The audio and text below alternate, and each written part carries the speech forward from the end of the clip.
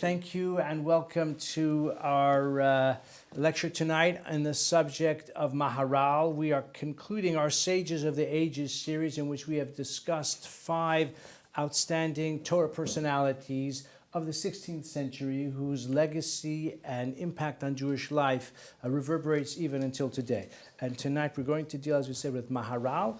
And you have in your hands, I hope, the handout that we're using tonight, which has his name, Rabbi Yehuda Loi of Prague, Rabbi Yehuda ben Betzalel, Liva mi Prague. So Maharal is Morain Harav Liva. Now Liva doesn't mean he was a Levi.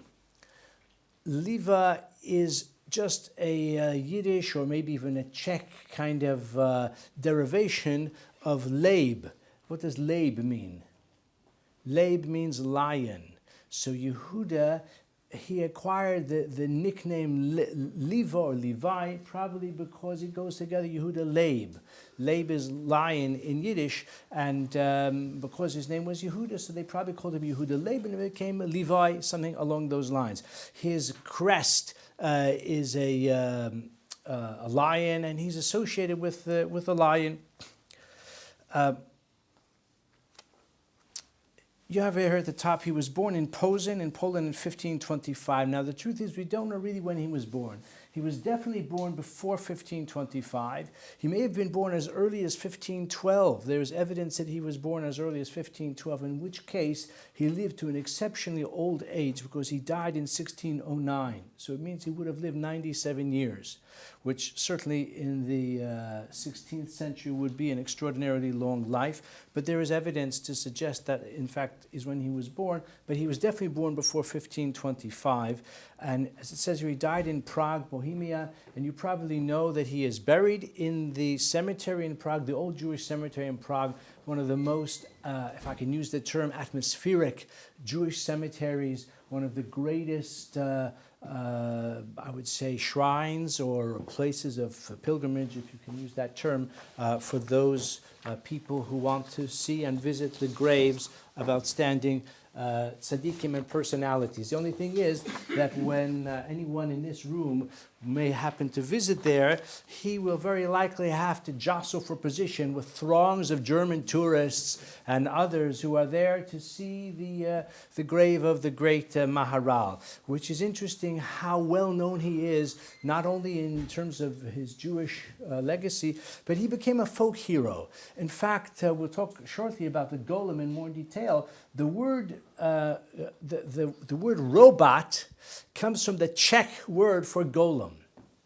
And in fact, there is evidence that even Frankenstein's monster, this story written by Shelley, is based on the legend of the Golem. So actually, the Golem is possibly better known than the Maharal himself. So we'll just begin at the very top of this very short biographical sketch. You see, Maharal was born to a distinguished family of rabbis that traced its ancestry to King David. So Max, who has a few ideas about Maharal, was asking me, is it really so that he traced his legacy to Maharal, from Maharal to King David? I would say this is something very difficult to verify definitively, but there are many traditions, there are many families that do trace their lineage by tradition to David HaMelech, and it's not completely far-fetched, because David HaMelech obviously was the first of the Davidic line, and his descendant went into exile in Bavel, and the Jews in Bavel retained that tradition of who was the descendant from that family for many, many hundreds of years. They were known as the Exilarch, the Reish Galusa. And because it was such a distinguished family, a person who came from that family would take great pride in it and would not fail to pass on that information to his progeny. In particular, Rabbi Yochanan HaSandler, one of the Tanaim, was a descendant of David HaMelech, and many Rishonim, including Rashi and others, trace their lineage to to Rabbi Yochanan HaSandlar, and I think Maharal also is through that same family. Descendants of Maharal include many great Torah personalities. You probably have heard of Rabbi Shner Zalman of Liadi, known as the Baal HaTanya, or as in some circles the Alter Rebbe. He was one of the great Torah figures of his time. He was the first Lubavitcher Rebbe, and there are many great rabbis and others who trace their descent to Rosh Shner Zalman of Liadi, and so there are people, the Freshwater family, the Tversky family are that way as well. And I'll just mention, because my good friend Elia is here, that Elia is also a descendant of Maharal. I think we worked it out in 2 ways, maybe 3 ways, possibly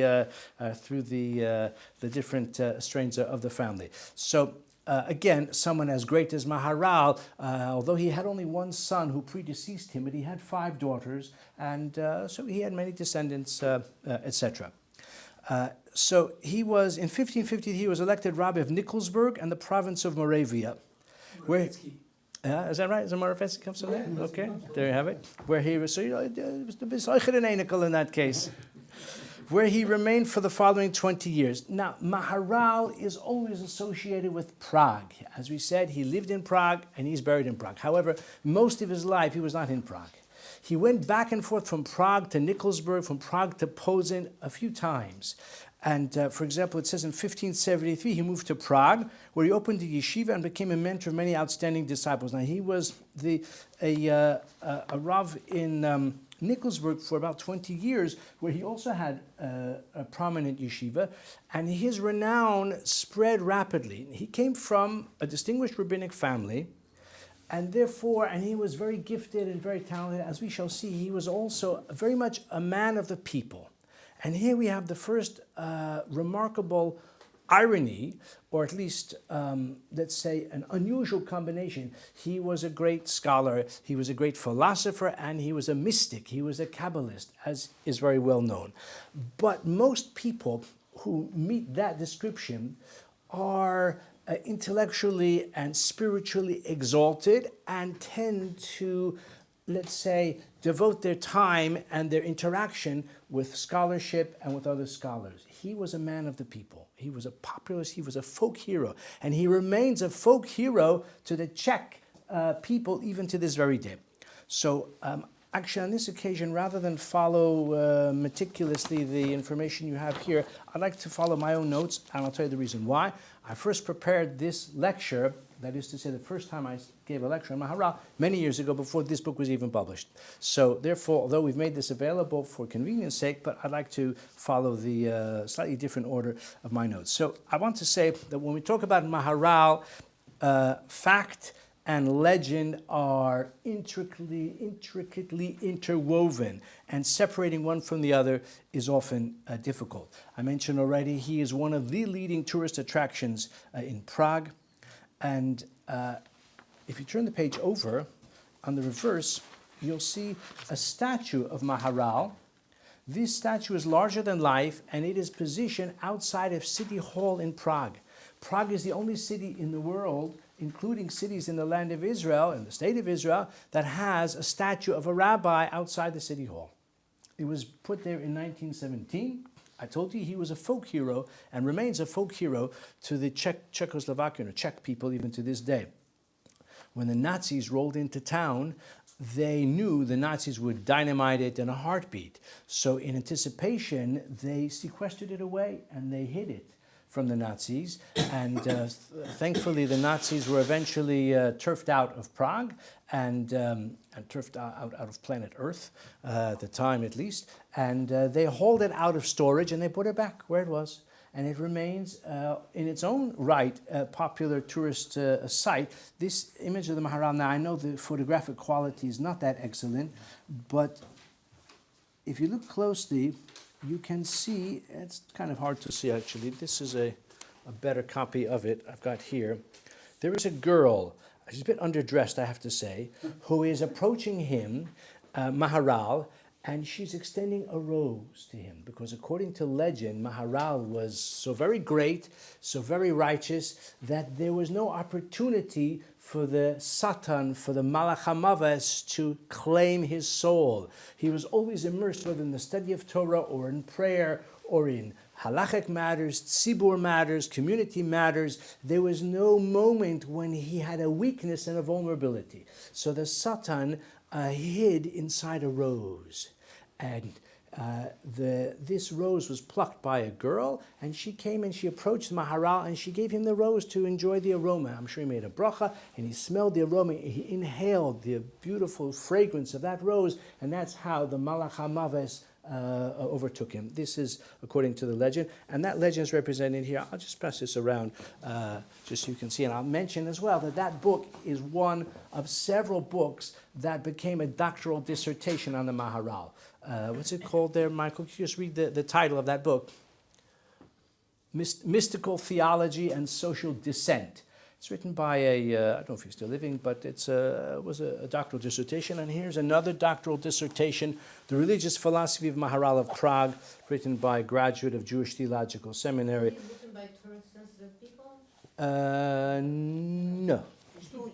Historians, yeah, historians. This passes one around. This is The Religious Philosophy of the Maharal of Prague. There's also a doctoral, also a doctoral dissertation. So the Maharal is a folk hero, and to this day in Prague you can see that statue for yourself. I guess it was built in 1917, just over 100 years old. I want to talk just for a few minutes about the Golem. I told you that the word robot comes from the Czech word for golem, and I'd like to deal with the golem, therefore, first. There's a pasuk in Tehillim which says, Galmi ra'u einecha. The word golem means an unfinished vessel or some object which is fashioned and it's incomplete.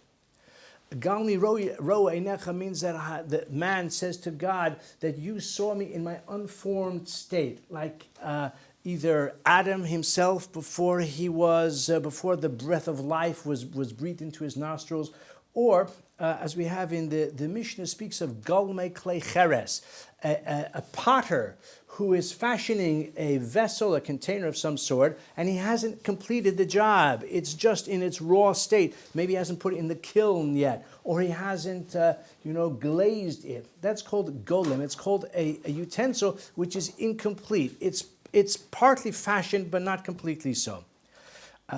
Who can tell me where in Pirkei Avos we find the golem? Not the Maharal's golem, but the word golem. Anybody? Shiva Dvarim, very good, Laser. Shiva Dvarim ba golem or Shiva Dvarim ba golem hefeicham bechacham.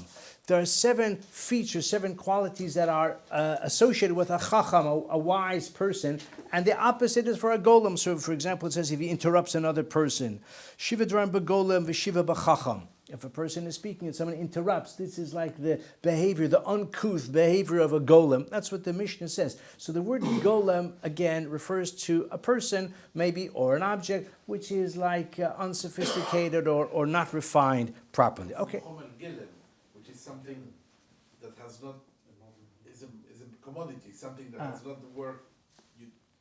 It hasn't been fashioned into anything. Yeah. It's just like an ingot of... how do you say in English? If wool is chomer gelem... Like raw material. Raw material, I see. Okay, that's exactly what. Okay, so if someone asks you what does the word golem mean, you can remember what Miguel has said. Chomer golem, gelem, okay, something which is raw material. Now, what about the possibility of forming what we know as a golem, which is a person that is fashioned possibly through Kabbalistic or miraculous means into a kind of humanoid form that has the capacity to, is animated and the capacity to walk around, etc. Is there such a possibility? Is there a history of that in our tradition? Of course there is. The Gemara says, Gemara in Sanhedrin, Samachay 65b, says, Rava bara Gavra. Rava, the Talmudic sage, bara Gavra, he made a person. And Rashi says he did it through Sefer Yetzirah B'tziruf Osios, by combining letters of the book of Sefer Yetzirah, which is one of the earliest Kabbalistic texts that we have. That's what the Gemara says. Rava bara Gavra, and the Gemara actually relates what happened to him, etc. We'll actually see an example or a little bit more about that in a moment. So if you ask me personally, is it possible for the Maharal or someone of great spiritual potency to make a golem? I would say it is possible, because we have a basis for that. The Rav Chaim Volozhin, who is the great disciple of whom? Who can tell me? If anybody's listening. Vilna Gaon, of course. So he writes in the introduction to Sifrat Tzniusa, which is a perush, a commentary on the Zohar of the Gra. In the introduction, he writes that the Vilna Gaon wrote 35 books in Nigla and 35 books in Nister. Many of them were not published. 35 books in revealed Torah subjects and 35 in hidden subjects. That's probably not including Ayel Mishulash, which is about geometry, which he also wrote. But he says that the Vilna Gaon once told him that he was working on making like a golem, and there was some kind of sign from heaven which indicated that it wasn't a good idea, so he gave it up. He said, I asked the Vilna Gaon, how old was he at that time? He said he was about 13. When he was busy with this project. So there is evidence within our tradition that such a thing is possible. However, I have to tell you that history does not support the golem insofar as the Maharal is concerned. For one thing, and we'll see a few other considerations, for one thing, the whole legend of the golem is that the Maharal, created this humanoid form to protect the Jewish people against predations, against the blood libel, against pogrom, and against other things like that. But interestingly, and not by coincidence, the time of the Maharal in Prague was a time of relative peace and security. It was a time of relative good relations between the ruling class and the Jewish people, as we'll see in a little while as well. So that's one thing. But more than that, to me, one of the sources that, to my mind, call into question the historicity of this golem tradition is in the Hebrew text that you see on this page that you're looking at. I hope you're looking at it. In the upper right. So this is a tshuva of the Chacham Tzvi. Chacham Tzvi lived from 1658 to 1718, which means that he lived about 100 years after the Maharal. Even less than that, really. I mean, they overlap by, they did not overlap. Maharal died in 1609. He was born in 1658. So within about 100 years, a few generations. And he is the one, the only famous tshuva that I'm aware of, the Mishnah Berurah refers to this as well, who writes a responsum about whether you can count a golem in a minyan. Sometimes I think Golem might be more attentive than some of the people who come to the minyan. But nevertheless, the question is raised, and he takes up this question. Take a look. We can learn the tshuva together right now. Nistapakti Adam hanotzar alidei sefer yitzira. I was wondering, a person who is fashioned through the use of sefer yitzira, the book of creation. As the Gemara says in Sanhedrin, Rava Bara Gavra, which you mentioned. Now look at this. He says they testified al Zikeni, my grandfather, Gon Morenra Eliyahu, Av based in Tekil Kadosha. I'm sorry to say, Chelm. He was a Rav in Chelm. I say I'm sorry to say because Chelm, you probably know, in Yiddish folklore, is the town of simpletons. Just like in America. It's the opposite. They were very intelligent. That universities there. Yeah, is that right? Yeah. That's why they it was like Lashon Sagi Nahor. Really, Yeah. it's interesting. Okay, like in Freshwater. really, Yeah. it's interesting. Could be, but because it was an important city, and you can see he's very proud of his grandfather was the Av based in the town of Chelm. So it was apparently an important city. It's interesting what you say. When we moved to England, we were surprised to find that, just because we were completely ignorant, I was anyway, that we heard people tell jokes about the Irish. And then we realized that English tell jokes about Irish, just like in America. I don't want to say who we tell jokes about, because there are some people here who hail from that part of the world, so I want to say. But every place, and in Russia, they tell jokes about Azerbaijani. And in Iran about Azerbaijani. And in France, they tell jokes about Moroccans. That's and Belgium. Okay, Belgium as well. Okay. I think the English also make jokes about the Scottish, the Welsh, and anyone who's not. Maybe. English. Okay. That's just by the by. No, but it's significant here because he said Chacham Tzvi says that.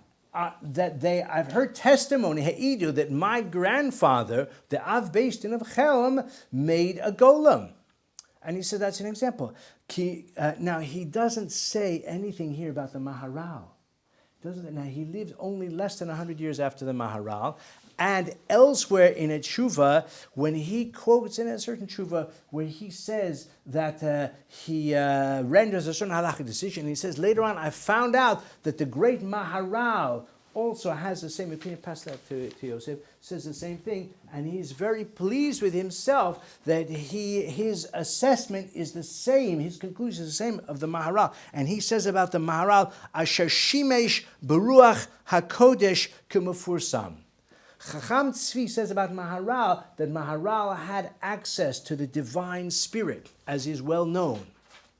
So if there was such a legend, you would have thought that he would definitely, and he's writing a tshuva, halachic responsum about this subject, you would have thought, rather than associated with his grandfather, who I'm sure was a very great sage, but we haven't really heard that much about him, he would have said, and also Kiyadua, the great Maharal. And as I said, we know that he's very conscious of the Maharal, and he's very delighted when on one occasion he discovers that the Maharal has the same halachic opinion as he has. Anyway, he asks the question, Mimit starf la'asara dvarim hatzrichen ledvarim, Mimit starf la'asara, can he be included among the 10 ledvarim hatzrichen asara, for things which require a minyan, Kigon Kaddish, V'Kedusha, etc. Okay, it's not a long tshuva, as you can see, you can read it at your leisure. But anyway, he concludes in the negative. He cannot be included. And the reason is, he says, because the Gemara says that Rava, having created this, what we would call a golem, he knocks him off because of certain reasons. So he says Rava would not have consigned him to death if that creature was regarded as having a human soul. So even though that person, that golem was animated, but it didn't really have a human soul. And he concludes, if you want to look at the last line and a half, and the Mishnah Berurah quotes this tshuva, refers to this tshuva. So when a great sage, a great Torah scholar writes a responsum on the subject of golem, and he doesn't mention Maharal, so this is one of the things that calls that into question. Also, Maharal had a Talmud. One of his famous Talmudim was called Rav David Gans. I don't know if you've heard of Rav David Gans. He wrote a sefer called Tzemach David on history. And he writes about biographical sketches of great people, including, of course, his own great Rebbe Maharal. And he doesn't say anything about the Maharal making a golem. And he was a Talmud of the Maharal. Also, my friend from last year, I hope that you know who I'm talking about, Chida, who also wrote a book about biographical sketches called Shem HaGedolim. He's not especially scrupulous about distinguishing fact from fiction. He has a lot of probably legendary material there as well. And he writes about Maharal at some length. He doesn't say anything about this tradition about the golem. And Chida lived only about 100 years. 1700. He lived in the 1700s, 150 years after. And he writes about Maharal. A lot of things he says about the Maharal. So, also, in terms of the history of the legend, the first association with the Maharal dates from after the first quarter of the 18th century, which is, as I said, well over 100 years after the death of the Maharal. We don't find any reference of it prior to that. So I would say that the historical evidence for Golem is actually pretty scant. In fact, seems to be pretty much non-existent. I would still say, though, lo ra'inu eno raya. This is always an argument. This is an argument ex silentio. It's very difficult to prove that something did not happen. Maybe it did happen and wasn't well known at the time, became well known later. I don't know. But as I said, the possibility of making a golem definitely exists. The reality of whether he did is subject definitely to question. I want to talk now more about the Maharal as a person. We'll talk a little bit. Yeah, that's right. We say lo ra'inu eno raya. The Mishnah in Horios cites different sages who testify about things which they saw in the Beis Hamikdash. And one of them says, we never saw this and this. To which the response is, Lo ra'inu eino ra'i. The fact that you didn't see it doesn't prove it didn't happen. Could have happened and you didn't see it, or nobody that you know saw it, but it doesn't prove it never happened. Okay, so we can leave that as an open question for the moment. Now, Maharal as a person, as I said, was a popularist. He was an activist. He was an outspoken defender of the downtrodden. He, for this reason, became a folk hero. And I think that is part of his popularity. Part of why he is so well remembered, even though, of course, today we remember him, at least in the context of this learned audience tonight, we remember him for his writings, for his teachings, and we'll soon discuss some examples of that. But in his day, he was regarded as a defender of the people. Even the story of his birth, according to the legend, he was born on Erev Pesach, on the Seder night, actually. His mother went into labor on the Seder night, and the streets of Prague were so quiet. Everybody was home eating the Seder and the matzah, 4 cups of wine, and she was going into labor. So her husband had to run out into the street to get to the midwife. And when he did, he saw there were people in the shul. So when they saw him running, so they also ran and they fled. Anyway, he got the midwife. They came back the next morning and they found that there was blood that had been planted, that the wine had been switched for blood. And the purpose of it was a blood libel. Yeah, what do you say, Max? Also, as well, that they wrapped a dead Christian child in the Okay, dress. And yeah. also, as well, didn't they just say that he was born in Poland? And now they're saying that he's born in Prague. You're right. Did I say Prague? My mistake. If I said Prague, that's if what I said people say, Prague, the that legend. wasn't. It's a legend. Yeah. The legend. No. I mean, the legend could happen in Posen as well. You're right. Yeah. I think you're right. I did say Prague. My mistake. Check the film if I did say. I probably did. Yeah, my mistake. He was born in Posen, but the same principle could still apply. And that's what they say, that in other words, even in his birth, he was a defender of the Jewish people, and they thwarted this this blood libel. There's another famous story about the Maharal, that he was, as we said, a wunderkind, and everybody came from a distinguished rabbinic family as well, wonderful yichus and all of that. So naturally, he was very sought after as a son-in-law. And he was engaged to marry a girl called Perel, whose father was called Reich Shmelke. Reich means wealthy. He was a wealthy man. And Reich Shmelke was very proud that his daughter is going to marry this promising, brilliant young scholar. And they fixed the wedding date whenever it was. It takes a long time to plan a wedding, even in those days as well. But unfortunately, as the wedding date approached, Reich Shmelke encountered terrible business losses, and he became impoverished Shmelke instead. And he didn't have money for the wedding, and not for the nadin as well, not for the dowry, because he had promised the young man that he will support him so he can devote his time to the study of Torah for however many years, and suddenly he couldn't do any of that. So he said to the young man, he said to Maharal, to Yehuda ben Betzalel, he said, look, I will release you from your commitment because I'm unable to honor my side of the deal. Maharal said to the girl, and obviously she was going to be the terrible left in the lurch here, because she's not the daughter of the rich, she's the daughter of the poor, and she's now used goods because she was engaged and disengaged. So Maharal said, I'm going to marry her. I'm not going to turn my back on her and find another rich girl. I said I would marry her, and I shall. So in the meantime, she had no money even for the wedding. So she went to work, and she was opened a bakery, probably just baking from home. She was baking bread and selling bread. On one occasion, a soldier came into the shop, and with a bayonet, I don't know if they had bayonets in those days, a spear maybe, he took 2-3 loaves of bread with his spear, and he took it out, and he started to run off. Without paying, obviously. So she ran after him, and she pleaded with him, and she said, please, if you steal the bread, there's my margin of profit for the whole day, I'll have nothing. So he had mercy on her, and he said, look, my dear, he said, I would love to give you money, but I have no money. So I'm hungry. I haven't eaten in a day. I'm hungry. I've got no money. He said, but I will come back and pay you when I get some money. She said, well, what will you give me, as a deposit? He said, take this, and he gave her like a shawl from his saddlebag. he said, if I don't come back after however many days, you can take this, keep this, and sell it. Anyway, he ran off. He didn't come back after 3 days. She opened up this shawl and she found it was lined with gold. And with the gold, she was able to sell it, and they were able to have a wedding, and they were able to get married.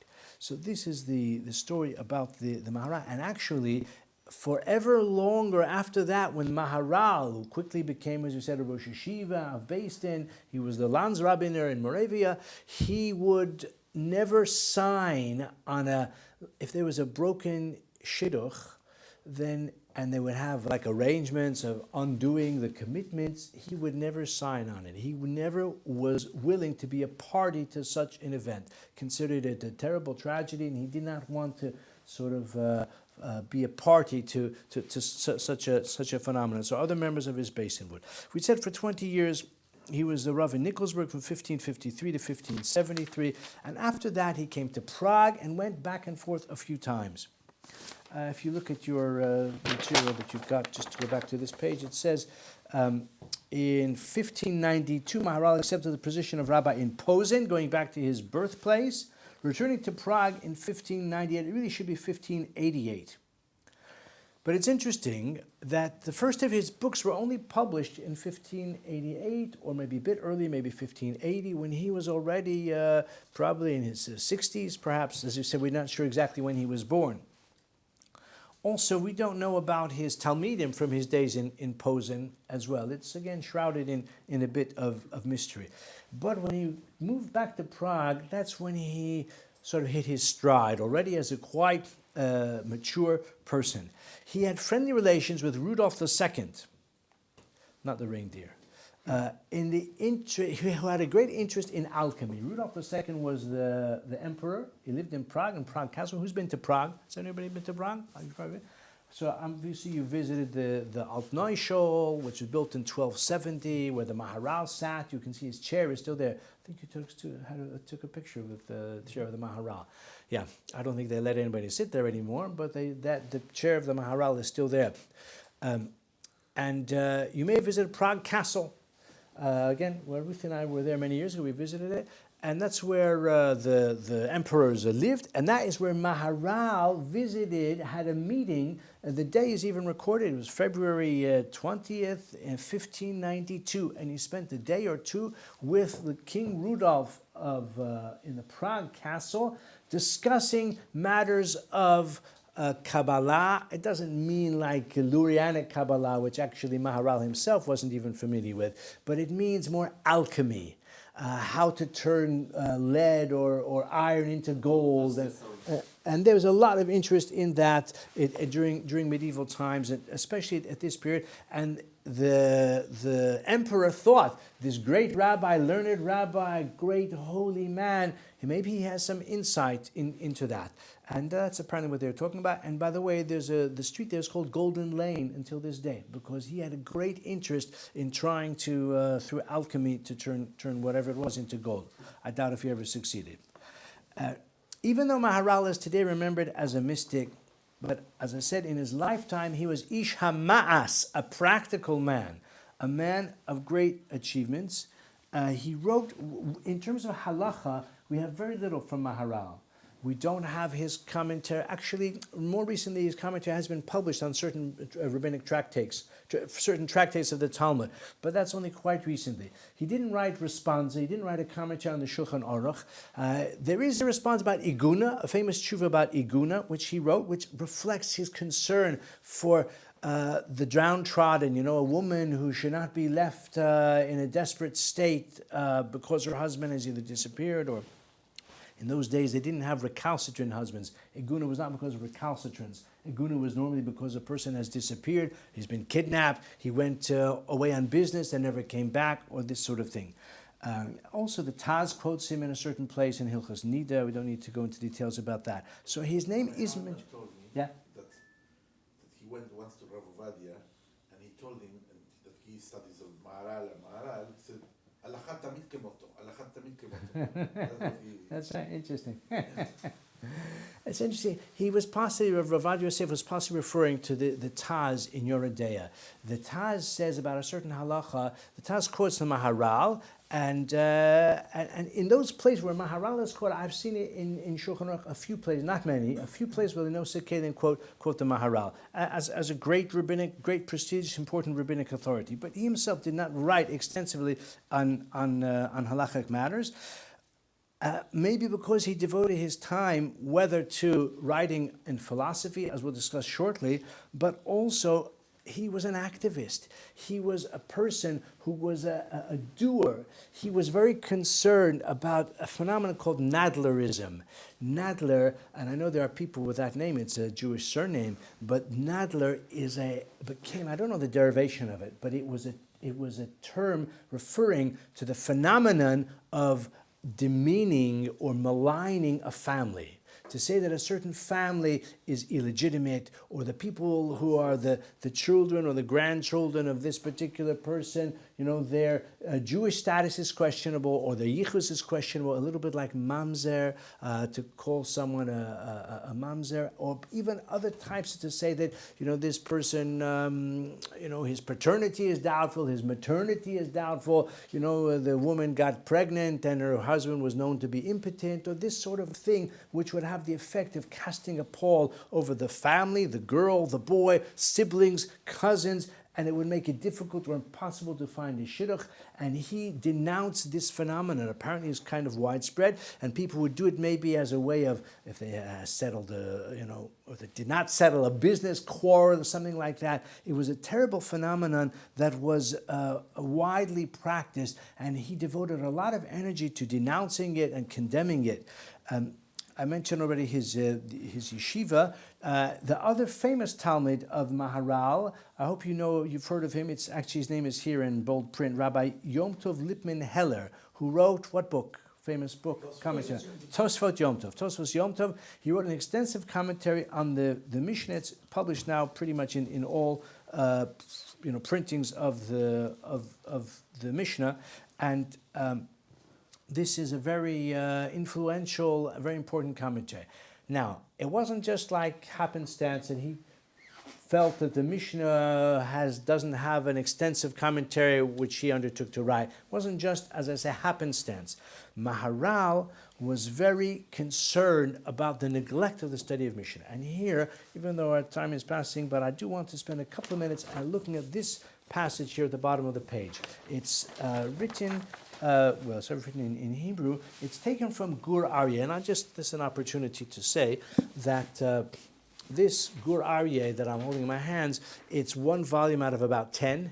It's published by Rabbi Yoshua Hartman, lives here in London now, and this is the commentary of the Maharal on Rashi. It's a super commentary on Rashi, but it's really a commentary on the Chumash, and he uses Rashi as a sort of vehicle. It's a very thorough commentary, not necessarily mystical, as we'll see just right now, but certainly a lot of his philosophy also is embedded within here. Now, Rabbi Hartman has done a wonderful job here. You've got I'm not trying to advertise, I'm just saying that this volume has the Chumash text, has Rashi, has the Gur Aryeh as well, in the middle of the page, but very extensive footnotes, just as you can see here this way. So these are the footnotes, and he has a lot of cross-references, done a very excellent job, and I was very delighted when it was complete. I bought the whole set, and I've enjoyed using it. We'll talk more about the other writings of the Maharal shortly. What's interesting is that Maharal used his commentary on Rashi, Gur Aryeh. By the way, that's a hint to his name, because his name was Yehuda Aryeh Lei. They go together. Yehuda is likened in the Torah to an Aryeh, to a lion, so he called his commentary Gur Aryeh. He takes the opportunity to denounce the corrupt and perverse and self-defeating educational system. And I'd like to just take a couple of minutes to look through this passage here in detail, because we see an aspect of Maharal which in the historical spotlight is sometimes overlooked, because we think of Maharal, I say again and again, as a philosopher, as a mystic, as a Kabbalist, who's written very important commentaries on the Aggadic passages of the Torah and many other important books. But in his own time, he was very practical and he was very troubled by the educational system. And he writes in this passage something which is not mystical at all. Take a look at it. Let's do it together. We won't do the whole thing, but we'll skip a little bit. From the top of this paragraph at the bottom of the page, for those who are awake, take a look. Ach hatipshim ba'artzos elu. The fools in these lands, darchem hefech zeh. This is on the pasuk of Vishinantam levanecha. You shall teach your children. He says the Torah instructs us, and we say it in the Shema every day, twice a day. Vishinantam levanecha. Teach your children. How do you teach them? How should you teach them Torah? So he says, the Mishnah in Pirkei Avos says, Ben chamesh lemikra, ben eser le Mishnah. Achatipshim ba'artzos elu. The fools in these lands, elu darcheim hefech zeh. Their approach is the opposite. Melamdim im hana'ar mikra ma'at min haparsha umafsikim. We teach the boy.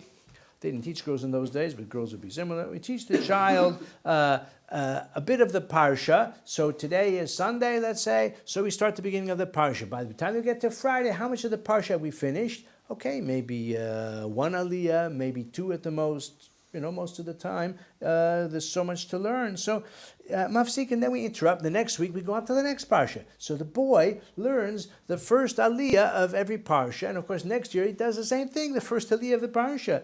So he says, "Maschilim b'shavua acher parsha shnia." Then the next week we do next ksas min parsha a little bit. Chalos shana, when the year is over, nishkechu mimena harishonim. It's already forgotten what he learned in the beginning of the year because there's no continuity.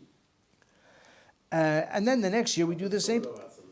Excuse me? Happens to all of us. Yeah, true. That's true. But at least if you learn the whole parsha, then at least you've got the continuity. You may forget. But here, your boy, even if he doesn't forget, but he only learned the first aliyah, he didn't learn the rest of it. And then he goes to the next parsha. And then the Malamed thinks, you know what, I'm doing such a good job. Because you see, year by year, he remembers more and more. But that's just because the child is getting older. It's not because you've taught him in any logical way. Just skip a little bit. Okay. Then he says after a few years, when he leaves Mikra, meaning they're not teaching him Chumash anymore, he remembers very little, he takes nothing with him. Then, Yitziaso Kivyaso, his departure like his arrival. And he says then, right away, they teach him Gemara. And the boy is not able to understand it. And then, after a while, the child gets a bit older than that. They teach him Tosfos. He says, Halavai, he should know the Iker, forget the Tosfos. He says he doesn't. And then they start teaching him Pilpul. And he says, by the end of it, he says, Lasuk b'pilpul shel hevel. Do you see where it's underlined towards the bottom, 5 lines to the bottom? Lasuk b'pilpul shel hevel. A very intricate, arcane, erudite, Talmudic analyses. Pilpul shel hevel, of vanity, nothingness. Laspir panim asher lokein, to suggest interpretations which are completely fanciful. Osif ruach b'chafnav, he gathers wind in his hands. V'haya l'rach sheker b'fiv, and then he starts speaking nonsense because he's just trained, or he's trying to follow this example of pilpul.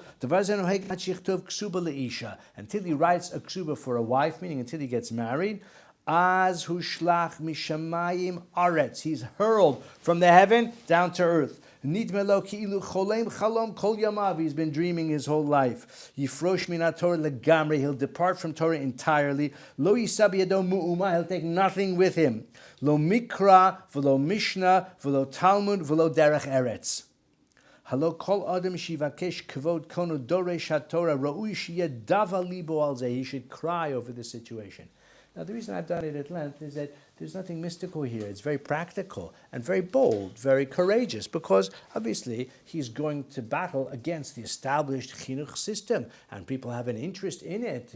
Teachers, educators, and the whole rabbinic hierarchy, they've invested in it, and here he's denouncing it. Now, whether people paid attention to him is another matter, probably not, but you see his courage in this regard. I want to mention something else often overlooked. Even those who are quite knowledgeable about the works of the Maharal, they may not know about a man called Mordechai Meisels. Has anybody heard of Mordechai Meisels? Have you? In Prague. In Prague, okay. Mordechai Meisels was the Gvir of Prague. He was the wealthiest man, certainly among the Jews in Prague, probably one of the wealthiest men in Prague altogether. He had no children, and he was very, very philanthropic, very generous. He paid to have the whole ghetto. He paid to have the whole ghetto paved, and he paid to have a sewage system put into the ghetto in Prague. And when there was a fire in a nearby town, he rebuilt the town with a Jewish town. He rebuilt the town. He was fabulously wealthy, extremely generous. And he was the right-hand man to the Maharal. Maharal was able to accomplish so much. Part of the way he became a folk hero is because he had the funding from Mordechai Meisel's behind him. It's like, one could give other examples of rabbis who have achieved a lot, and part of the way they can achieve so much is if they have the gift of fundraising, but especially if they're fortunate to have a very generous patron, they can achieve a lot. And Maharal, we remember, Mordechai Meisel, Yaakov remembered that there's a shul name for him, that's why. But here's the sad part. I told you that the Jews in the days of Maharal were pretty comfortable in Prague. We don't know of terrible predations and that sort of thing. When he died in 1602, this Mordechai Meisels, he bequeathed, I told you I had no children, he bequeathed in his will vast amounts of money to all different Jewish charities. The crown seized the entire estate. Said he's got no children, okay, we'll take it. The will in which he wrote is notarized by the Maharal, and I have seen that will. It's in the Jewish Museum in Prague. The will of Mordechai Meisel signed by Maharal. It was all for naught. He died, and the crown claimed the entirety of his estate. But yeah, unfortunately, this is a recurring theme. So this is, but Mordechai Meisel is part of why Maharal is remembered as a folk hero, because he was able to probably resolve, many conflicts, etc., through money, and he had the support, the financial philanthropy of Mordechai Meisel behind him. In terms of the writings of the Maharal and his teachings, he expects much of the tzaddik, of the Talmid Chacham, of the Rav.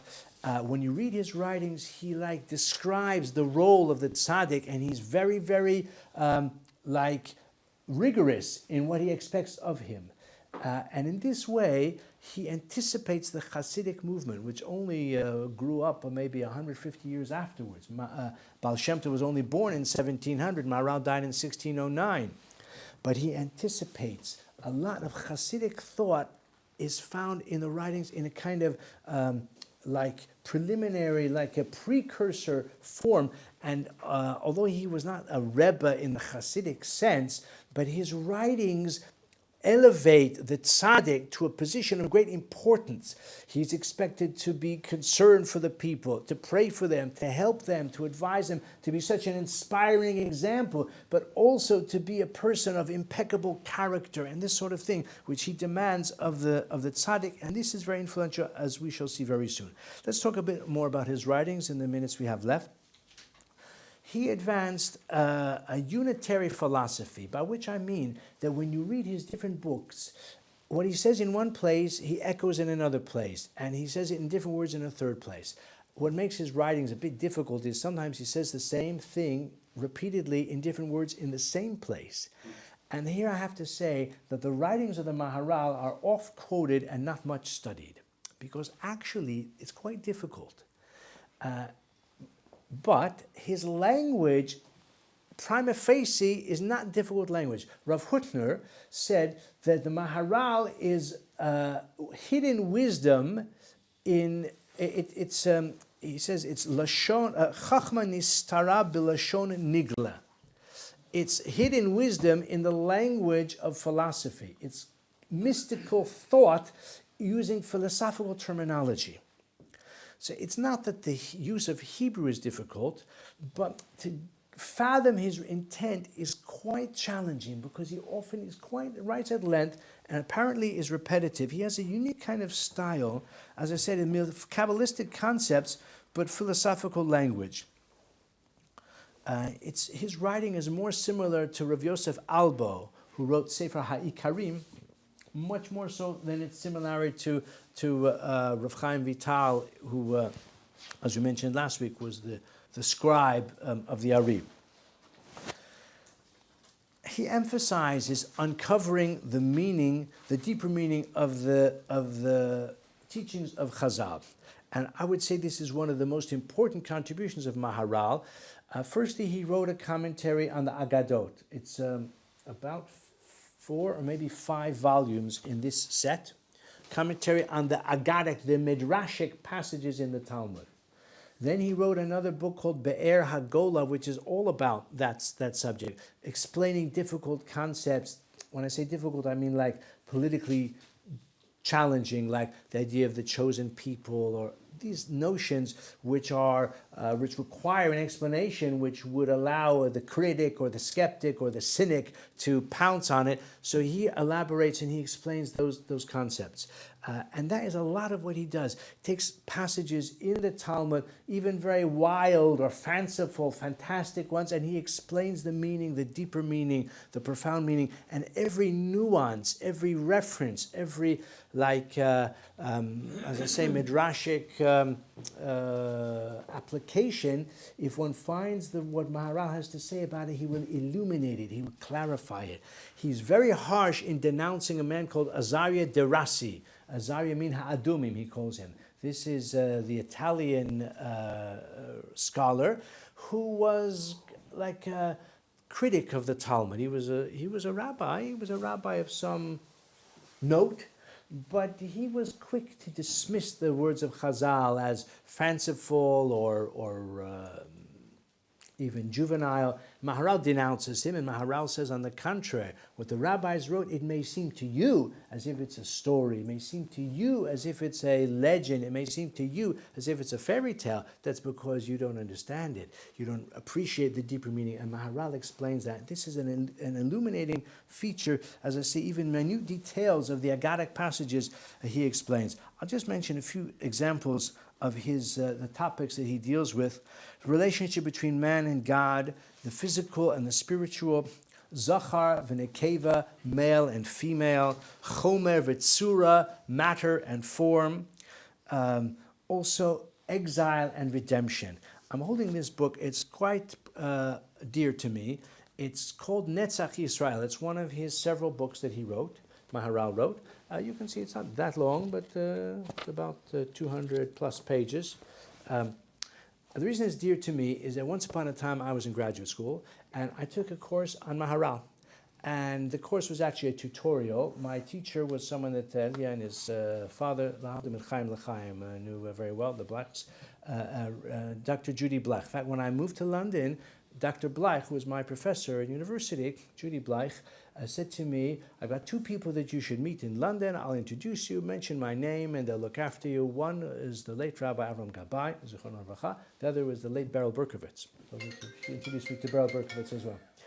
And so I took a course with her, and in order to pass the course, I needed to write an original paper on the writings of Maharal, but also the other thing I had to do was to study cover to cover one of the books of Maharal and to comment on each chapter and to sort of summarize the book to show that I'd read it. And I did.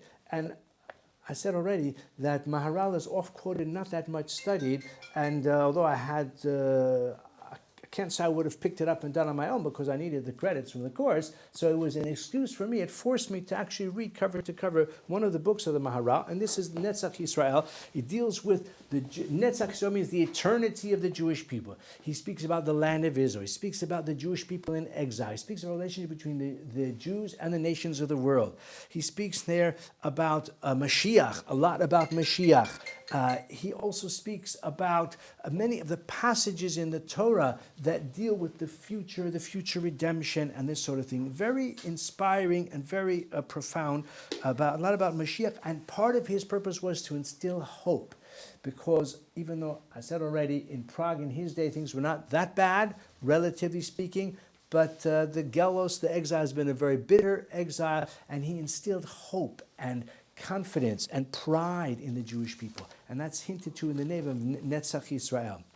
Let's talk just briefly, and by the way, on the reverse of this page, you have a few passages of Maharal. We may still have a chance to look at them together, but I want to just finish my my notes first. Influences. Maharal has exercised a profound influence on Jewish life, even to this day, through the medium of a number of important Torah personalities who lived after him. One of them is the Vilna Gaon. Another group are the Hasidim, especially the intellectual strains within Hasidus, such as the Magin of Kozhenitz, of Pshischa, through Chabad as well. Also the Sfas Emes, the second Ger Rebbe, is a very much influenced by Maharal. Close to our own times, the Balei Musar, Rav Dessler very much quotes Maharal quite a lot. Rav Hutner, we mentioned Rav Hutner. And Rav Hutner was probably influenced by one of the greatest and most profound thinkers of the 20th century, and that is Rav Kook, Rav Avram Yitzchak HaKohen Kook. So Rav Kook was very fond of Maharal, and his biographer testifies that the books of the Maharal never left his desk, which may have been a slight exaggeration, but he studied the books of the Maharal, Rav Kook, and part of the reason is what I said already. He writes about Eretz Yisrael, he writes about Geula, he writes about Mashiach, he writes about the Jewish people in exile.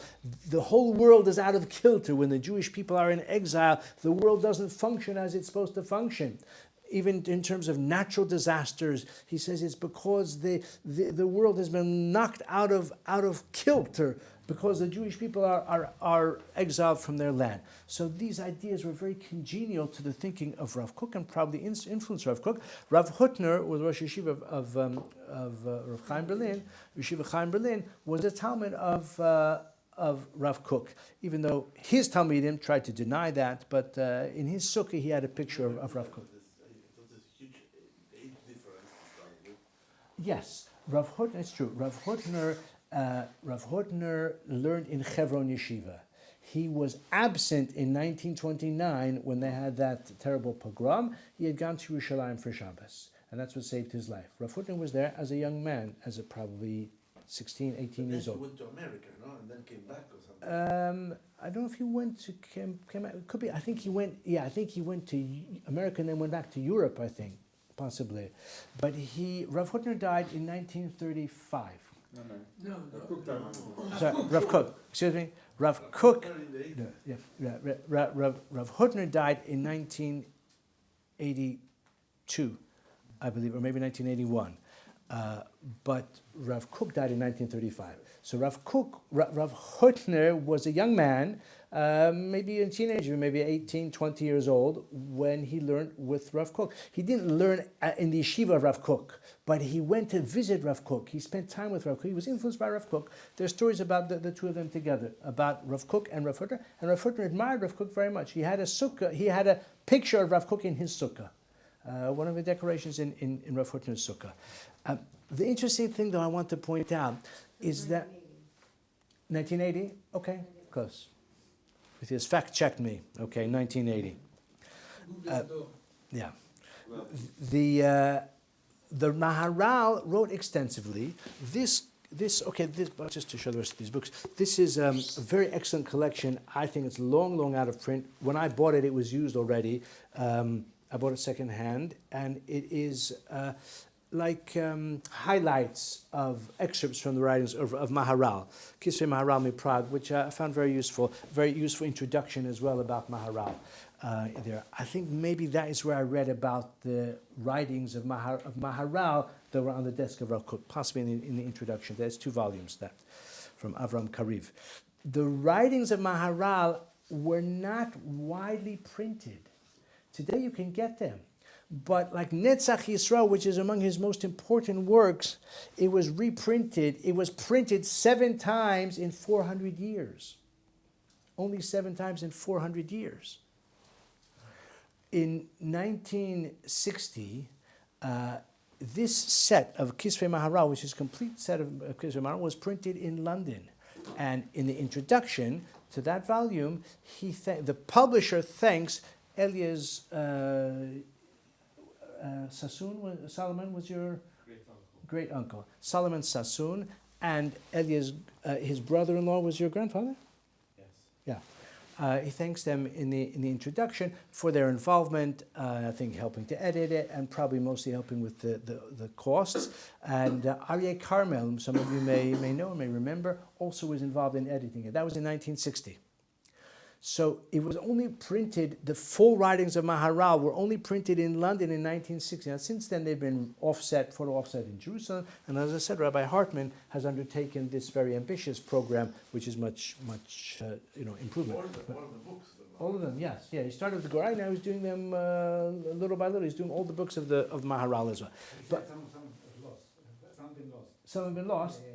Oh, okay, but of the ones that are available, they were printed in London in 1960. But until then, they were not available widely. They were printed, this one in one city, was in another city. As I said, 7 times in 400 years is not exactly a bestseller. But the Maharal's influence has... Oh, I see. Okay. This is Maharal on Pirkei Avos. Thank you very much. Is it possible to find the Maharal in English? Or in Some have been some passages have been translated into English. The gentleman, I think with Dr. Kerr in Yerushalayim, who's taken upon himself Really? a lot of stuff. Yeah. The thing is that, as I said, the style is quite difficult. So if you render it into English, you, the translator, editor, have to put a lot of effort into clarifying it and explaining it and distilling it into language which can actually be appreciated. Yeah. So they're Chaim al Masechta Avos, and Maharal wrote on. You've got the other books that he wrote there as well. Time is nearly up. So let's just finish up by saying that. I would say that Rabbi Yoshua Hartman, is also today one of the important popularizers of Maharal, but the greatest one of our time, of my time at least, I never knew Rav Hutner, but the greatest exponent of Maharal in my own time is Rav Moshe Shapiro, who died about 2-3 years ago. Ruth will fact check me on that as well. And I heard that Rav Moshe Shapiro, I learned from him many times, for many hours, and he would quote Maharal very frequently. And even when he didn't quote Maharal, many of his approach and his reasoning and his grasp of the totality of the Torah literature and the philosophy behind it derives from Maharal as well. So I'd just like to end up by saying that the popularity of Maharal has gone hand in hand with the rise of Zionism, the importance of the land of Israel, nationalism generally. These are all ideas that were developed by Maharal in a very compelling way. The messianic vision, also his intellectual approach to fantastic midrashim and harmonizing the spiritual with the rational. And I would just end by saying, who knows, maybe the story of the Golem and the Maharal is true after all. So thank you very much, and thank you for those who have been with us over the last 2 weeks as we conclude with our tonight with our sages of the ages of the 16th century. Thank you very much, and wish you good night.